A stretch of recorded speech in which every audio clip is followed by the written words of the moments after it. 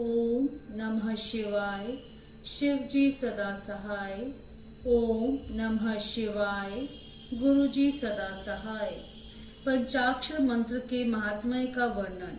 श्री कृष्ण बोले, सर्वज्ञ महर्षि प्रवर आज संपूर्ण ज्ञान के महासागर हैं। आप संपूर्ण ज्ञान के महासागर हैं। अब मैं आपके मुख से पंचाक्षर मंत्र के महात्म्य का तत्व वर्णन सुनना चाहता हूँ। उपमन्यु ने कहा, देवकी नंदन, पंचाक्षर मंत्र के महात्म्य का विस्तार पूर्वक वर्णन तो 100 करोड़ वर्षों में भी नहीं किया जा सकता, अतः संक्षेप से इसकी महिमा सुनो। वेद में तथा शिवागम में दोनों जगह यह षडाक्षर मंत्र समस्त शिव भक्तों के संपूर्ण अर्थ का साधक कहा गया है। इस मंत्र में अक्षर तो थोड़े ही हैं, परंतु ये महान अर्थ से संपन्न है। यह वेद का सारतत्व है, मोक्ष देने वाला है, शिव की आज्ञा से सिद्ध है, संदेह शून्य है तथा शिव स्वरूप वाक्य है। यह नाना प्रकार की सिद्धियों से युक्त दिव्य लोगों के मन को प्रसन्न एवं निर्मल करने वाला, सुनिश्चित अर्थ वाला तथा परमेश्वर का गंभीर वचन है। इस मंत्र का मुख से सुखपूर्वक उच्चारण होता है।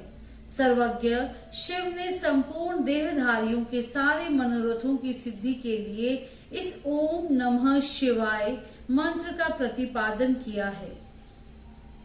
यह आदि षडाक्षर मंत्र संपूर्ण विद्याओं का बीज है।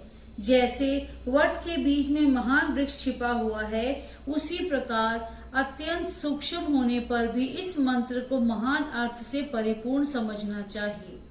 ओम इस एक अक्षर मंत्र में तीनों गुणों से अतीत, सर्वज्ञ, सर्वकर्ता, द्युतिमान, सर्वव्यापी प्रभु शिव प्रतिष्ठित हैं।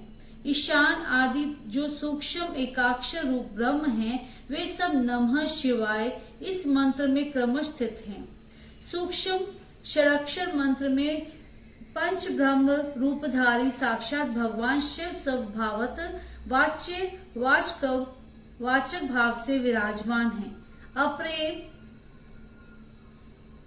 होने के कारण शिव वाच्य है और मंत्र उसका वाचक माना गया है। शिव और मंत्र का यह वाचक भाव अनादि काल से चला आ रहा है।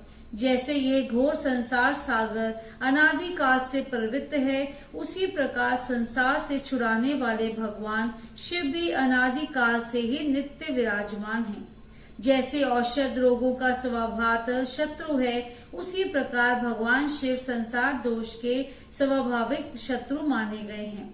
यदि ये भगवान विश्वनाथ ना होते तो यह जगत अंधकारमय हो जाता, क्योंकि प्रकृति जड़ है और जीवात्मा अज्ञानी।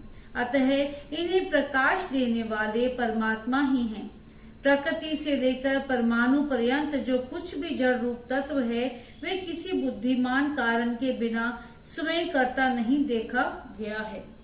जीवों के लिए धर्म करने और अधर्म से बचने का उपदेश दिया जाता है। उसके बंधन और मोक्ष भी देखे जाते हैं। अतः विचार करने से सर्वज्ञ परमात्मा शिव के बिना प्राणियों के आदि सर्ग की सिद्धि नहीं होती। जैसे रोगी वैद्य के बिना सुख से रहित हो क्लेश उठाते हैं, उसी प्रकार सर्वज्ञ शिव का आश्रय न लेने से संसारी जीवन नाना प्रकार के क्लेश भोगते हैं। अतः ये सिद्ध हुआ कि जीवों का संसार सागर से उद्धार करने वाले स्वामी अनादि सर्वज्ञ परिपूर्ण सदाशिव विद्यमान हैं।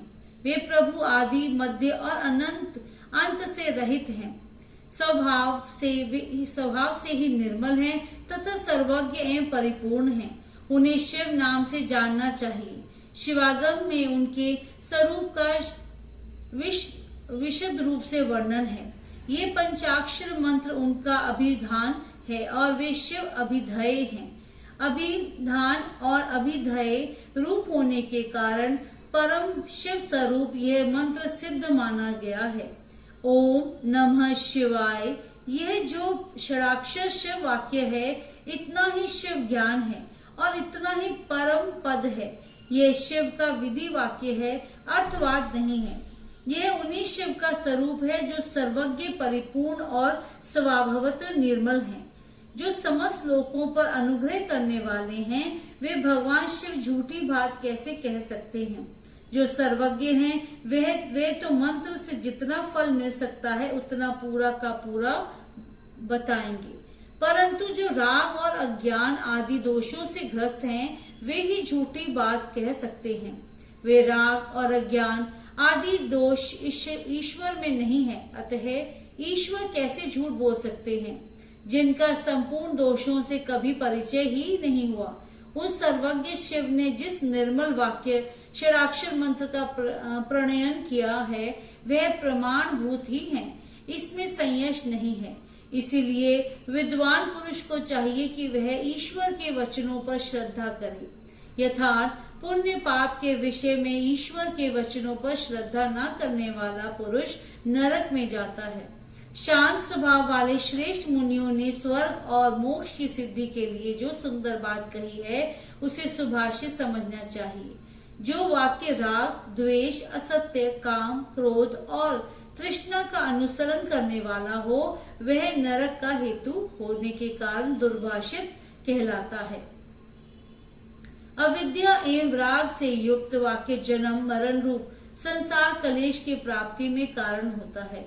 अतः वे कोमल, ललित अथवा संस्कृत हो तो भी उससे क्या लाभ? जिसे सुनकर कल्याण की प्राप्ति हो तथा राग आदि दोषों का नाश हो जाए, वह वाक्य सुंदर शब्दावली से युक्त न हो तो भी शोभन तथा समझने योग्य है। मंत्रों की संख्या बहुत होने पर भी जिस विमल षडाक्षर मंत्र का निर्माण सर्वज्ञ शिव ने किया है उसके समान कहीं कोई दूसरा मंत्र नहीं है। षडाक्षर मंत्र में 6 अंगों सहित संपूर्ण वेद और शास्त्र विद्यमान हैं, अतः उसके समान दूसरा कोई मंत्र कहीं नहीं है। 7 करोड़ महामंत्रों और अनेकानेक उप मंत्रों से यह षडाक्षर मंत्र उसी प्रकार भिन्न है जैसे वृत्ति से सूत्र। जितने शिव ज्ञान है और जो विद्या स्थान है वे सब षडाक्षर मंत्र रूपी सूत्र के संक्षिप्त भाष्य है। जिसके हृदय में ओम नमः शिवाय ये षडाक्षर मंत्र प्रतिष्ठित है उसे दूसरे बहुसंख्य मंत्रों और अनेक विस्तृत शास्त्रों से क्या प्रयोजन है। जिसने ओम नमः शिवाय इस मंत्र का जप दृढ़ता पूर्वक अपना लिया उसने संपूर्ण शास्त्र पढ़ लिया और समस्त शुभ कृत्यों का अनुष्ठान पूरा